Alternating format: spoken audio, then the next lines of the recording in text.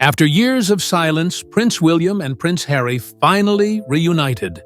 Not in front of cameras or crowds, but inside a private royal chapel on October 1st, 2025. The world held its breath. No handshake, no hug, just raw tension. Until William spoke. But it wasn't about the feud or the royal drama. It was about Diana. His tribute to their mother stunned the room and changed the tone entirely. Harry's response? Quiet, emotional, unscripted. And in that moment, everything shifted. This wasn't just a reunion. It was a reckoning. And it all began with her name. The moment of reunion. The announcement came quietly. A leaked press advisory marked Private Royal Schedule, October 1st, 2025, 11 a.m. For the first time in nearly 4 years, Prince William and Prince Harry would meet face to face. The location? A private family chapel on the Sandringham estate, where no cameras were allowed, and even aides had been reduced to a skeleton staff. Only those with personal ties to the late Princess Diana were permitted inside. The tension was unlike anything the monarchy had faced in decades. This wasn't about official duties, ribbon cuttings, or royal tours. This was personal. This was about two brothers, broken by time and scandal, standing under one roof again. Aides were on edge, press officers were told to remain silent, and even palace insiders had been given strict orders. No recordings, no leaks. But it was too late. The world already knew. At 11:08 a.m., the chapel doors opened. No applause, no fanfare, just footsteps and silence. William entered first, flanked by one senior aide. Harry followed moments later, nodding once. Their eyes met, briefly. There was no embrace, no smile. But there was also no turning away. And for a monarchy defined by cold formality, that alone was progress. The public, glued to their screens for any sign of humanity, held its breath. For months, rumors swirled that a reunion was impossible. Some said Harry would refuse. Others claimed William had banned him outright. But now, here they were, not for the crown, not for tradition, but for her, the woman whose absence had shaped them both. And though no cameras were allowed inside, one quote leaked just hours later would change everything. Because when Prince William stepped forward to speak, no one expected what he would say. Not about the feud, not about duty, but about Diana, the mother they lost, the bond they shared, and the one person powerful enough to bring them back to each other. Opening lines. Prince William began slowly, deliberately. In a voice described as level but tight with emotion, he didn't open with apologies or accusations, but with memory. She once told us, he said, that love is the only legacy worth leaving. I forgot that.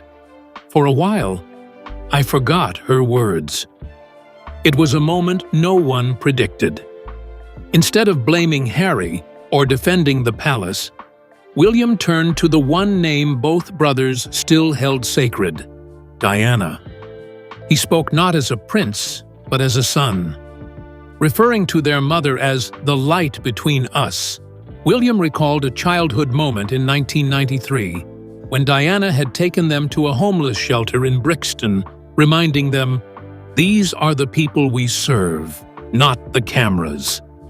He quoted her directly, using words she once whispered to them before a royal appearance. "You're more than the name on your badge." The tone in the room shifted. What had begun as a tense reunion now felt like something deeper, a resurrection of the mother whose presence had never truly left. William acknowledged the distance between them. "We've both made choices," he said, "but none that she would have wanted to divide us." He didn't name Meghan or mention interviews. He stayed anchored in one idea: Diana's legacy. By the time he finished, there wasn't applause, just silence. But it wasn't cold. It was reverent, because the moment wasn't about Charles or Camilla or the crown. It was about a woman born in 1961, lost in 1997, and still powerful enough in 2025 to shift the hearts of kings and princes alike. William stepped back, and all eyes turned to Harry. For years, Harry had spoken about Diana in interviews and documentaries, but never like this. Not in front of William, not from the heart of the family. And now, with the floor open and the room silent, it was his turn to respond, not as the rebel prince, but as her son. Confession from William. Before Harry could speak, William stepped forward again, this time not with a tribute, but with something heavier. A confession. He looked down, voice quieter. "For years," he said, "I carried the image of Mum like a shield. The public saw her as perfection. I felt I had to protect that, even if it meant protecting the wrong people." It was the first time William had admitted that silence, his silence, may have caused harm. He revealed that behind closed doors, he had battled guilt. In 2019, during the height of Harry's media fallout, William said he wanted to reach out, but didn't. "I feared breaking the crown. I feared breaking Dad." He described watching old interviews of Diana, particularly one from 1996, where she said, "Being silent doesn't mean I'm weak, it means I'm surviving." He admitted those words haunted him. Then came a memory that stopped the room cold. William turned to Harry and said, "You never knew this, but the night before Mum's funeral, I heard her voice. I was staring at her photo in the corridor, and I remember thinking, she wouldn't want us this way. At war." Pulled apart, Harry's expression didn't change, but his eyes welled up. He hadn't heard this before. Not from William. William ended his moment with a line that would dominate headlines later that day. "I've failed to speak for her, but I won't fail again." It was raw, honest, and rare, not just for a royal, but for a future king. And as he returned to his seat, for the first time in years, he and Harry locked eyes and held it. Harry had listened silently, but his stillness wasn't cold. It was careful, because now, for the first time since stepping away from royal life, he wasn't speaking to the media. He was speaking to his brother, and to the woman they both still loved. Harry's reaction. Prince Harry remained seated for several seconds after William's confession. His face, calm but visibly emotional, showed the weight of what had just been said. Finally, he rose. His voice was steady but softer than usual. "Thank you," he said, glancing at his brother. "That took something." It wasn't a royal speech. It wasn't rehearsed. It was real. And in that moment, the world saw not the Duke of Sussex, but Diana's son. He didn't match William's vulnerability with blame. Instead, he acknowledged the pain they both carried. "I left," Harry admitted, "because I felt unheard, misunderstood, and yes, sometimes unloved by the institution." He paused. "But not by you." The room was silent. "Even when we didn't speak, I never stopped believing we both wanted to honor her." It was the first time Harry had said, in public or private, that he didn't hold William solely responsible. Harry then shared something personal. something he said he hadn't told even Meghan. During a therapy session in 2021, he explained he'd been asked what memory of Diana felt the most alive. "It wasn't the big public moments," he said. "It was when she held my hand during a thunderstorm in Balmoral, when I was 6. She said, 'Don't be afraid of the noise. It's just sound.' And I think that's what we forgot. That all this, the press, the drama, it's just noise." He ended by looking toward William. "Thank you for bringing her into the room today. She deserved that, and so did we." The atmosphere shifted again. Tension still lingered, but it was softer now. The distance between them felt shorter, not erased, but less impossible. And for the first time in years, the idea of healing no longer felt like fantasy. But this wasn't just about two brothers finding their voices again. It was about the woman whose absence had shaped them, whose presence still echoed in every decision they made. Because Diana's shadow didn't darken the room, it lit the way forward. Diana's shadow. William stood again, but this time he didn't speak about himself. He spoke about her. "Mum taught us to serve with empathy, not ego," he said. "To sit beside people, not above them." He referenced her most famous visits, AIDS clinics in 1987, landmine fields in Angola in 1997, as moments that taught them what true royalty looked like. She didn't wear the crown, but she wore the people's trust. He then turned to Harry. "We both inherited her mission. We just chose different roads to carry it out." That line silenced the entire room. There was no accusation, no correction, just a recognition that their paths, though different, had the same origin. William admitted that many of his choices, especially after 2020, had been made from fear. Fear of public backlash, fear of change, fear of losing control. But Diana wasn't afraid, and I don't want to be anymore. Harry nodded quietly. It was the first time the two acknowledged that their feud wasn't about fame or press. It was about grief. Grief expressed in two different ways, one through duty, one through distance. Diana had become not just a symbol of what they lost, but of what they still shared. A guidepost neither of them had truly let go.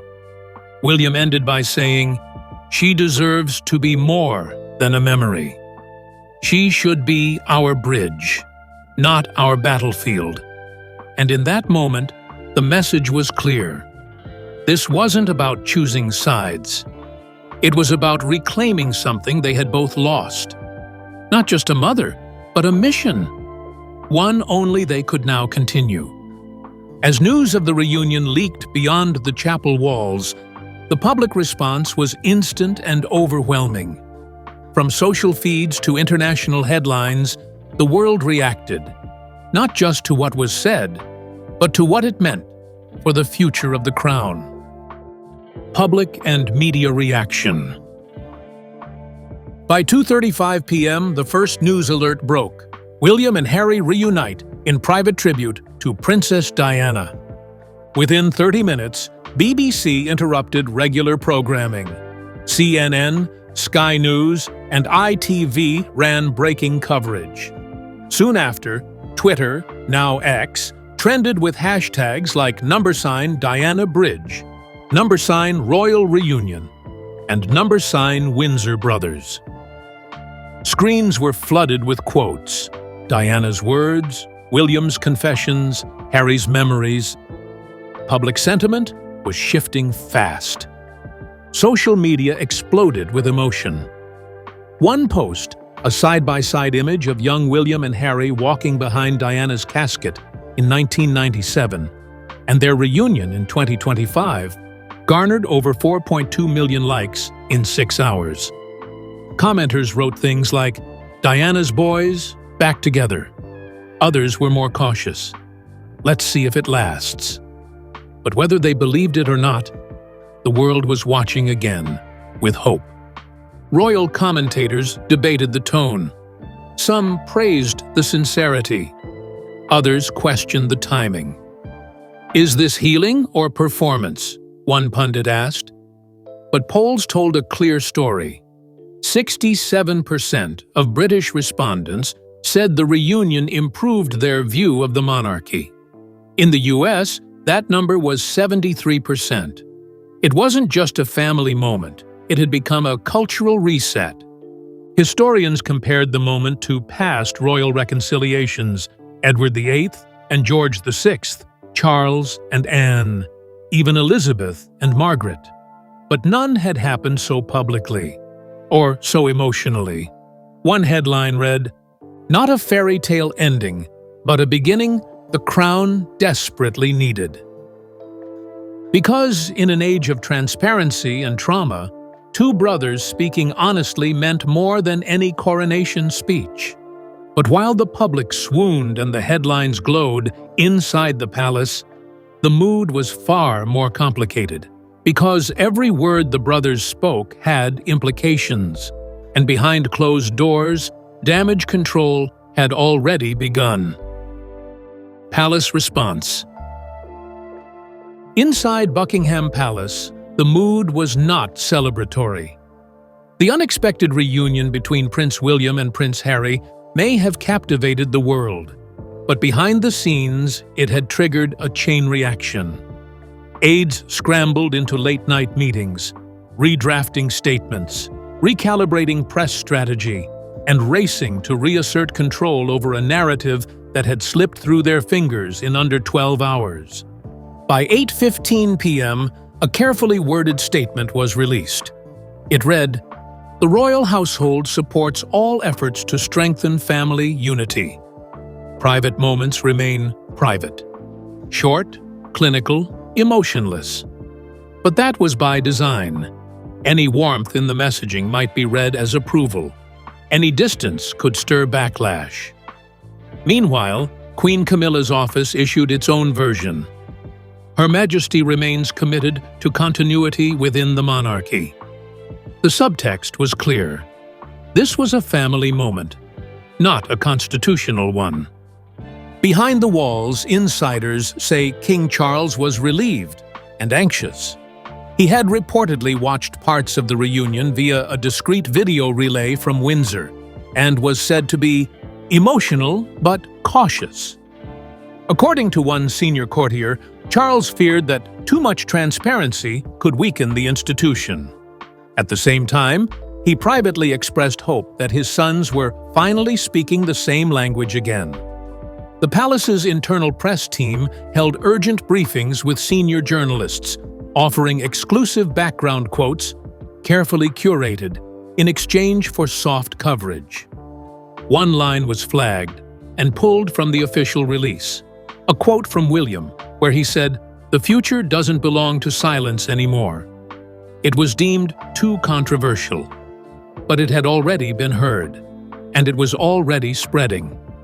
Because even as the palace tried to control the damage, the reunion had already reshaped something deeper.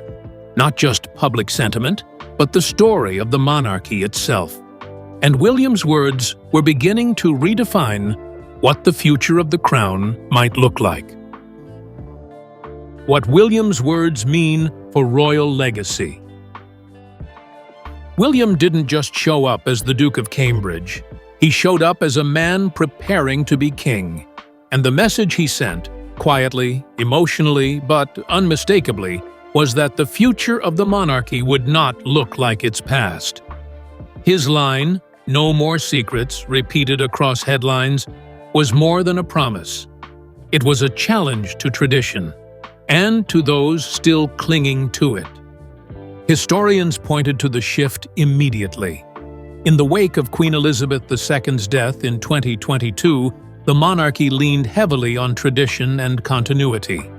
But now, William was signaling a pivot toward empathy, openness, and shared grief. He wasn't undermining the institution, he was humanizing it. And in doing so, He was positioning himself not just as heir to the throne, but as heir to Diana's mission. Harry's role also gained new weight. Once cast out as the rogue prince, now he was being recast, intentionally or not, as the keeper of Diana's fire. In their reunion, he became something the public hadn't seen him as in years. A partner to William, not a rival. And while there were no grand declarations, the symbolism was undeniable. Two brothers, one cause, and one ghost who still lit the way. Royal analysts began shifting their tone. The feud was no longer the headline, the healing was. And in a monarchy desperate for relevance among younger generations, that shift was gold. For the first time since Harry and Meghan's exit in 2020, the royal family wasn't shrinking. It was growing, in emotional depth, in humanity, and in possibility. But none of this could have happened without the woman at the center of it all. And even now, 28 years after her death, Diana's presence was not fading. It was rising. And in the days that followed, she became more than a memory. She became the movement. Ongoing ties to Diana's influence. In the weeks after the reunion, both brothers were seen, separately, attending events tied to Princess Diana's legacy. On October 5, 2025, William visited Centrepoint, one of Diana's favorite charities for homeless youth, echoing her 1991 visit almost exactly 34 years earlier. He laid white roses on the doorstep, Diana's favorite flower, and told a volunteer, "She never walked past pain.